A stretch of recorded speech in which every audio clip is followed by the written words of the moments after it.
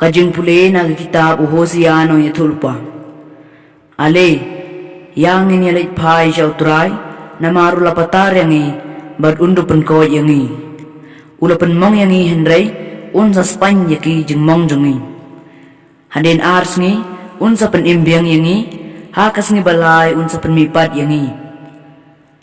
Bangin duk hakmat jongu, tungin tip, tungin duryap teng bantip ya utray. Kajing wan jong kalong kabatikna kum kasdap perngam.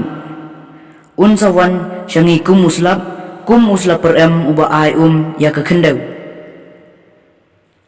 Ngan le ayu bat pi ko Ephraim. Ngan le ayu bat pi ko Juda. Kajing jongi kalong kum ulo kendaw menstep. Kum ko umjer kabasuja lengat kloy lan. Tikum ta ngalatli yaki da kinong itulpa.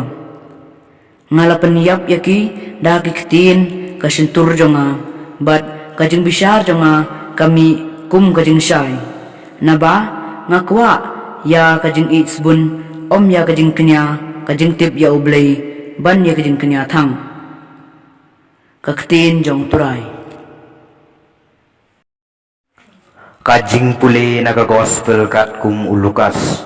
Haga por ujisu la keren ya kanika parsi haki breu kiba kenya la de kiba hok bat kiba iben ya ki wepat armut ki breu kila lekiu syaka tempel bantuai uwei ulalong parisi baru tau wepat unong lum khajna u parisi ula yeng baru ladwai kumni halade ko blei ngai ngo yame bangam long kum ki wepat ki breu kinong kene jubor kibom hok kinong klim ne kumbalong une unong lum khajna ngasya jing it arsin sitayu bat nga ai ye ka shibenta na ka shipeu na ka jingyo jonga henry unong lum khajna daga ba yeng sya jingai klem danut wat ban khmit yalaki khmat shabneng ulatit yalaka shadem uong a blei tuisun ei yang au nongpop nga ong happy ba une ubreu ulalai phai shalaying ubala penksan ban yau tu weipat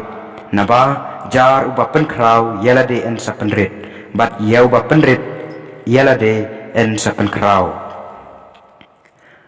ka gospel jeng utrai